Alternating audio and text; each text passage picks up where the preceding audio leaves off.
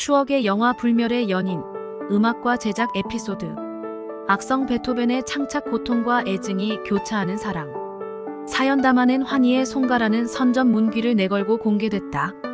밀로스 포만 감독의 아마데우스가 선보인 지 만 11년째 되는 1995년.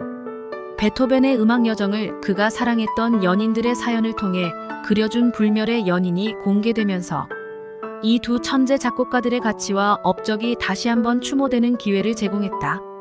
베토벤 탄생 225주년을 맞아 1995년 정초부터 전 세계에서 동시 개봉됐던 불멸의 연인은 베토벤의 유산을 상속받게 된 정체. 불명의 연인을 찾아가는 과정을 흡사추리 소설을 보는 듯한 기법으로 펼쳐준다. 여기에 그가 남긴 주옥 같은 고전 음악이 어우러지면서 고급 영화 팬들의 높은 관심을 끌어당겼다. 1827년 베토벤 사망 후 수천 명의 군중들은 그의 장례 행렬을 보기 위해 모여든다. 비엔나 전체가 슬픔에 잠겨있는 가운데 엄숙한 장례의식이 거행되고 그때 그의 유품에서 의욕에 쌓인 편지 한 장이 발견된다. 그곳에는 X라는 연인에게 자신의 모든 유산을 상속한다는 내용이 담겨있다. 이때부터 베토벤의 오랜 친구이자 하인 역할까지 도맡았던 쉰들러는 베토벤과 생전의 교분을 나누었던 연인들을 하나하나 찾아 나서는 가운데 숨겨진 그의 사생활이 하나하나 벗겨진다. 쉰들러는 제일 먼저 베토벤의 제자였던 줄리아를 찾아간다. 그녀는 베토벤의 천재성의 매력을 느껴 결혼을 약속한 사이였다. 그러나 그녀의 부친이 결혼에 반대를 하자 그녀는 베토벤이 피아노 연주를 하는 것을 보여주며 환심을 사려는 계획을 꾸민다. 줄리아의 이 같은 의도를 알아차린 베토벤은 분노를 느끼고 절교를 선언해 두 사람 사이는 멀어진다. 그 다음으로 찾아간 이가 조안나. 하지만 베토벤의 동생 카스퍼가 그녀에게 접근을 하는 것을 보고 다시 그는 혼자가 된다. 이처럼 베토벤이 생전에 교분을 가졌던 여인들의 행적을 추적해 그의 음악적 재능과 열정, 그리고 여인들에게 가졌던 연정과 시련의 아픔 등을 차분히 보여주고 있는 것이 영화의 주된 줄거리다. 이 작품 속에서 헝가리 출신의 지휘자인 게오르그 솔티경이 지휘를 맡고 기돈 클레머와 요요마 등 1급 연주인을 초빙해 들려주고 있는 베토벤의 교향곡, 피아노 소나타는 영화의 감동을 자극시켜주는 요소가 됐다. 베토벤의 장례 행렬이 보여지는 오프닝 장면에서부터 흘러나오기 시작하는 교향곡 5번 운명은 그가 이루지 못했던 연인들과의 가슴 저미는 사연을 떠올려주는 멜로디로 쓰이고 있다. 베토벤이 결혼 약속을 한 조안나를 만나러 가다 마차가 진흙 속에서 빠져나오질 않자 그녀를 애절하게 그리며 작곡했다는 바이올린 소나타 크로이체르, 백작의 딸인 줄리에타를 사모하며 쓴 소나타 27번, 월광곡 줄리아와 조안나라는 여인으로부터 잇따른 상처를 받은 뒤 생긴 여성에 대한 혐오감과 쓰라린 자학의 심정을 담은 피아노 소나타 23번 비창 등이 베토벤은 짝사랑의 대가였다라는 호사가들의 입담을 증명하는 곡으로 흘러나온다. 베토벤의 곡은 근래 영화의 배경음악으로도 자주 차용이 되고 있어 관심을 지속시키고 있다. 프랑스의 카트린느 알레의 추리소설을 근간으로 제작된 우먼 오브 스트로우에서는 억만장자인 노인이 죽음을 눈앞에 두고 상념에 젖어듣는 곡으로 심포니 제7번 어장조와 교향곡 제9번 합창이 쓰였다.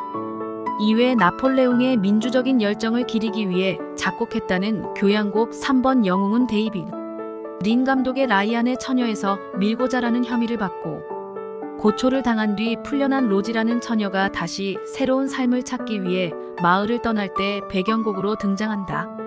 베토벤의 곡은 시련의 아픔, 희망을 찾아볼 수 없는 암울한 현실, 신뢰했던 이들부터의 배신, 암투의식이, 사회제도에 대한 반항, 풍자, 조롱전쟁의 참화 등 부정적이고 침울한 실정을 묘사할 때 빈번히 인용이 돼 선곡 자체만으로도 대략적으로 희비가 엇갈리는 영화 소재를 짐작하게 만들고 있다. 불멸의 연인의 출연진 중 베토벤 역은 드랴큘라에서 연인을 잃고 잔혹스런 흡혈귀로 변하는 사나이의 모습을 보여준 게리 올드만이 등장해 이번에는 한 천재 음악가의 비련의 사랑 이야기를 전해주었다. 여기에 베토벤에게 정신적 위안을 주는 안나 마리 역은 이사벨라 로셀리니가 등장해 그녀의 모친인 잉글리드 버그만이 풍겨주었던 고혹적인 여성의 자락을 선사하고 있다. 장면 가운데 베토벤이 테스트를 당하고 있다는 것을 모르고 줄리아 귀차르디 집에서 처음으로 월광 소나타를 연주할 때 소리가 들리지 않자 피아노 뚜껑에 귀를 대고 그 울림으로 연주 상황을 체크하는 장면은 음악 애호가들의 가슴을 저리게 했던 명장면 중 하나. 베토벤의 충직스런 동료로 나온 쉰들러는 사실 베토벤의 유산 일부를 탕진했고 중요한 악보와 일기의 연도를 위조해 음악 역사학자들을 곤경에 빠뜨린 인물. 하지만 이 영화에서 그의 행동은 극도로 미화돼 그의 악행을 알고 있는 일부 열렬한 베토벤 추종자들이 연출자에게 항의를 보내는 촌극도 불러일으켰다. 연출자인 버나드 로즈는 캔디맨으로 국내에도 친숙한 영화감독. 우리에게 잘 알려지지 않았던 사건을 발굴해 신비의 대상으로만 알려진 베토벤의 인간적인 면을 드러내고 싶었다는 연출론을 밝혔다. 이 영화를 제작하기 위해 근 5년 이상 각국을 답사하면서 사전 취재를 하는 열성을 쏟았다. 배경음악 지휘를 맡은 게오르그 솔티는 이 영화를 보면서 내 자신도 베토벤의 숨겨진 이면을 살필 수 있었다. 특히 여성에게 가졌던 분노에 가까운 혐오감과 질병으로 인한 자살, 시도 등은 이 영화에 색다른 흥미감을 보낼 수 있도록 하는 자극제 역할을 했다고 평가해 주었다. 환희의 송가가 공연되면서 객석에서는 벅찬 호응이 울려 퍼진다. 그렇지만 거의 청각을 잃는 베토벤은 아무 표정이 없다. 단지 어린 시절 자신의 음악 재능을 돈 버는 수단으로 이용해 뜻대로 안 되면 무차별적으로 구타를 했던 부친의 학대 모습이 겹쳐지는 라스트 장면은 주옥 같은 가락이 사실 고통스런 압박감에서 탄생된다는 예술 창작 비화를 떠올려 주었다. 선천성 매독과 청각장애로 인해 평생 평탄하지 않은 생을 살아간 베토벤. 그렇지만 그가 남긴 주옥 같은 곡들은 오늘날까지도 예술의 품위와 가치를 높여주고 있는데 불멸의 연인은 이런 그의 평판을 다시 한번 입증시켜주는 산파역을 했다.